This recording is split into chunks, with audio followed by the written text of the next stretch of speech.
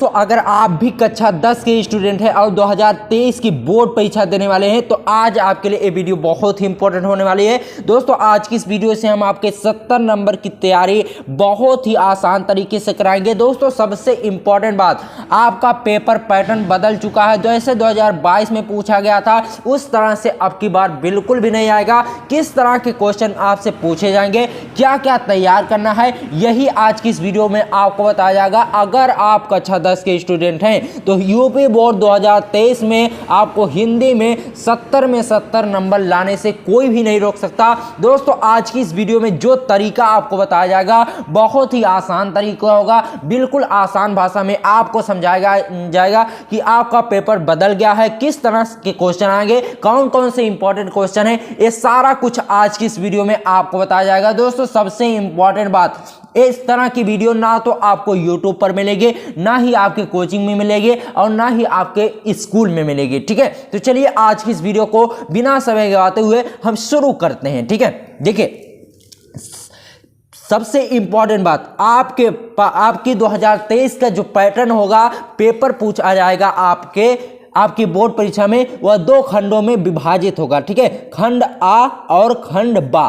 खंड आ में बहुविकल्पीय प्रश्न होंगे जो कि 20 नंबर के पूछे जाएंगे। ठीक है, 20 नंबर के सिर्फ और सिर्फ बहुविकल्पीय प्रश्न पूछे जाएंगे। उसके बाद वर्णनात्मक यानी लिखने वाला 50 नंबर का पूछा जाएगा। अब देखिए सबसे पहले हम देखते हैं खंड आ बहुविकल्पीय में क्या क्या आपसे पूछा जाएगा। ठीक है, बात को ध्यान से समझना, बहुत ही इंपॉर्टेंट वीडियो है। ठीक है, सबसे इंपॉर्टेंट बात, प्रश्न 1 में आपसे पूछा जाएगा हिंदी गद्य का विकास, यानी हिंदी गद्य का जो विकास होता था, हिंदी गद्य से रचयिताओं के नाम, कौन सी रचना किस लेखक ने की है, यही सब आपसे पूछा जाएगा। वो भी बहुविकल्पीय में 5 प्रश्न होंगे इससे। ठीक है, हिंदी गद्य का विकास से, और एक नंबर के। ठीक है, 1 गुणे 5, टोटल यहां से आपके 5 नंबर क्लियर हो गए। ठीक है, अब इसी तरह से हिंदी पद्य का विकास यानी कविता और कवियों के लेखक और रचयिताओं के नाम पूछे जाएंगे। ठीक है, तो यहां से भी आपका 5 नंबर बिल्कुल क्लियर हो गया। टोटल आपके 10 नंबर क्लियर हो जाएंगे हिंदी गद्य का विकास और हिंदी पद्य का विकास। ठीक है,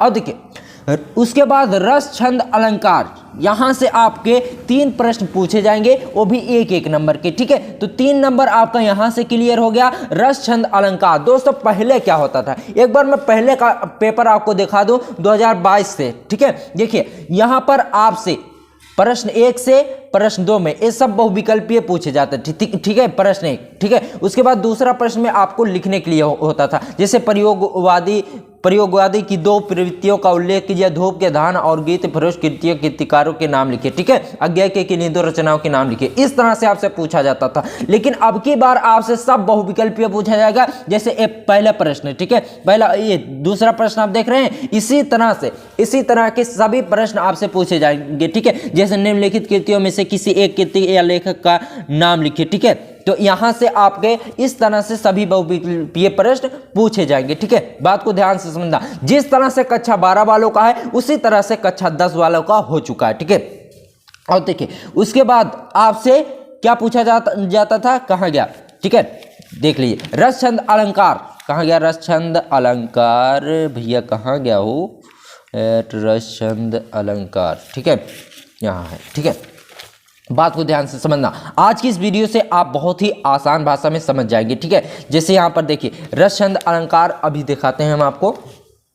जैसे यहां पर देखिए 8वां प्रश्न है, गोपी ग्वाल गाई, तो इस तरह से पंक्ति है, उसमें कहा जाता है उपरोक्त पंक्ति में कौन सा रस है। ठीक है, तो आपसे इतना बड़ा आपकी बार नहीं पूछा जाएगा, 1 नंबर का पूछा जाएगा, वो भी सटीक प्रश्न पूछा जाएगा, सटीक आपको सिर्फ टिक लगाना रहेगा। ठीक है, यहां पर आप देखिए 9वां प्रश्न जिस प्रकार से दिया गया है इसी तरह से 20 नंबर आपके पूछे जाएंगे। उसके बाद देखिए चलिए आगे देखते हैं। ठीक है, वो इसके बाद उपसर्ग प्रत्यय समास तत्सम तद्भव पर्यायवाची, इन सभी को मिलाकर यहां से आपके 4 नंबर पक्के हो जाएंगे। ठीक है, तो आपको उपसर्ग प्रत्यय समास तत्सम तद्भव के सभी बहुविकल्पीय प्रश्नों को देखना है। ठीक है, उसके बाद देखिए आता है संधि शब्द रूप धातु रूप, यहां से भी 3 नंबर आपके पूछे जाएंगे। तो इतना प्रश्न आपके होंगे, सब बहुविकल्पीय होंगे। टोटल 20 नंबर आपके यहां से पक्के हो जाएंगे। दोस्तों अब की बार पेपर जो है बहुत ही आसान आया है, बस आपको दिमाग लगाना है और समझना है। ठीक है, अगर आप समझ गए, ठीक है, अगर आप समझ गए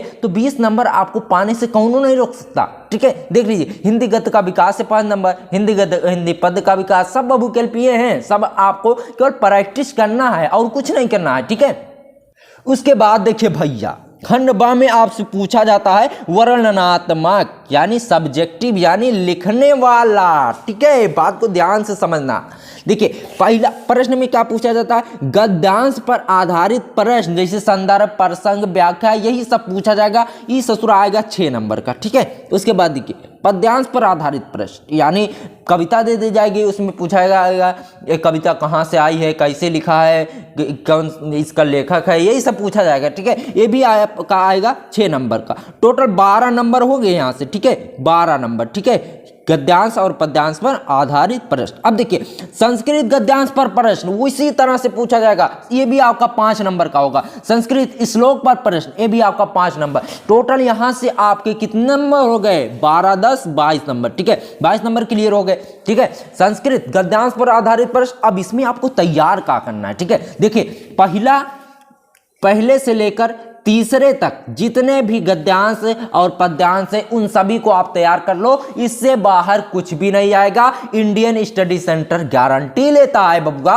और देखिए कुछ भी अब बात नहीं करते, एक बार मॉडल पेपर आ जाए ऐसी तैयारी आपकी कराएंगे ना कि 70 नंबर लूले लंगड़े भी लेकर आएंगे, ठीक है। देखिए गद्यांश पर आधारित प्रश्न, ठीक है, यहां से आप पार्ट 1 से लेकर 3 तक सभी गद्यांश सभी पद्यांश को पढ़ लीजिए, वहीं से आएगा ये 100% नहीं बल्कि 1,00,000% गारंटी के साथ इंडियन स्टडी सेंटर बोलता है यानी ISC बोलता है, ठीक है।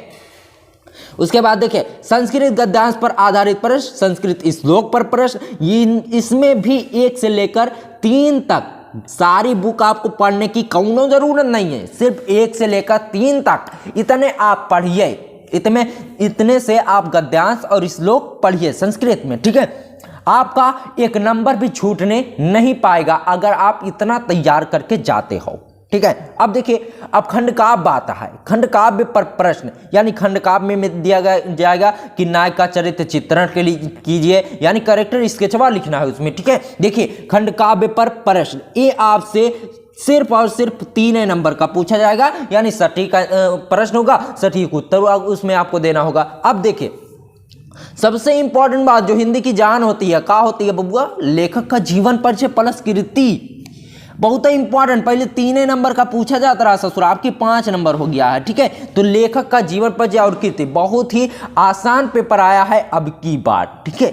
हर बच्चा लेकर आएगा 70 में 50 नंबर तो सभी के होंगे, जो एकदम लुल्ले होंगे उनके ही नहीं आएंगे, ठीक है। तो 50 नंबर आपको नहीं लाना है, 70 में से 69 नंबर आपको लाना है, तब होता है असली टारगेट सेट, ठीक है। बात को ध्यान से समझना। चलिए देखते हैं, हवाई बहुत हो गई। देखिए कवि का जीवन परिचय, इसमें से भी आपका 5 नंबर पूछा जाएगा। अब आपको इसमें तैयार क्या करना है, बात को ध्यान से समझना, बहुत ही इंपॉर्टेंट, जो आज की इस वीडियो में बता दूंगा कहीं पर भी नहीं मिलेगा, पूरे चैलेंज के साथ में बोलता हूं, ठीक है। देख लीजिए जीवन परिचय लेखक का आपको तैयार करना है। लेखक में देख लीजिए आपको आचार्य रामचंद्र शुक्ल आपको तैयार करना है, रामचंद्र शुक्ल, और देखिए आचार्य रामचंद्र शुक्ल हो गया, जयशंकर प्रसाद, ठीक है, जयशंकर प्रसाद। उसके बाद देखिए कवि में क्या तैयार करना है, सिर्फ 2 तैयार करके जाया, बहुत ही इंपॉर्टेंट। अगर आप तैयार करना चाहते हो तो राजेंद्र प्रसाद का भी तैयार कर सकते हो। और देखिए उसके बाद सूरदास का एक कवि में आ जाइए, ठीक है, दूसरे पृष्ठ कवि में सूरदास, तुलसीदास, और अगर आप तैयार करना चाहते हो तो तैयार कर सकते हो महादेवी वर्मा, ठीक है। बहुत ही इंपॉर्टेंट जीवन परिचय बता रहा हूं, इसके बाहर एक भी नहीं आएगा, ठीक है, बात को ध्यान से समझना। उसके बाद देखिए 13वें प्रश्न में संस्कृत श्लोक आपसे एक पूछा जाएगा जो 2 नंबर का होगा, जो कि इस प्रश्न पत्र में ना आया हो, ठीक है। बात को ध्यान से समझना, अगर जो समझ ले गया उसके 70 नंबर आज से ही पक्के हो जाएंगे, जो नहीं समझ पाया उसकी तो क्या बताएं, 50 नंबर आएंगे, बाकी कुछ नहीं। जो समझ गया 70 नंबर लाने से उससे ब्रह्मा भी नहीं रोक सकते, ठीक है। और देखिए संस्कृत में प्रश्न 2 × 2 यानी 2 प्रश्न होंगे संस्कृत में, जिनका उत्तर भी संस्कृत में भी आपको देना पड़ेगा। यहां से आपका 4 नंबर टोटल पूछा जाएगा। अब देखिए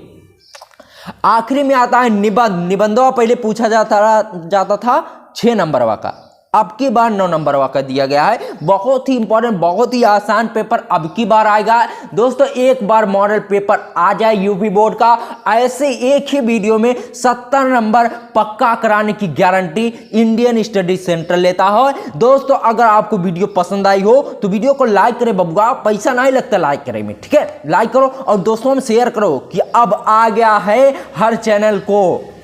हर चैनल से अच्छी तैयारी कराने, वो भी फ्री में। जो आपसे 500 रुपये लिए जाते हैं ना, उन सभी का कई गुना यूट्यूब चैनल से सब कमाते हैं, लेकिन स्टूडेंट के बारे में कोई भी नहीं सोचता। लेकिन अब की बार एक बार हमारा चैनल खड़ा हो जाए ना, उसके बाद देखिए स्टूडेंट को हर चीज, हर मटेरियल सब कुछ फ्री मिलेगा। जिसमें आपके हजार रुपये फीस लिए जाते हैं, उन 1000 रुपये को हम नहीं लेंगे, बल्कि हर चीज आपको फ्री में देंगे। बस आपके सपोर्ट और प्यार की जरूरत है। अभी हमारा चैनल बहुत छोटा है, अभी इस पर सपोर्ट की आपकी जरूरत है, क्योंकि दोस्तों अभी हमने शुरुआत की है। अगर आप लोग साथ देंगे तो आगे, बहुत ही आगे निकल जाएंगे। तो चलिए आज की इस वीडियो को यहीं पर समाप्त करते हैं। मिलते हैं आपसे किसी और वीडियो में, तब तक के लिए गुड बाय, जय हिंद, जय भारत।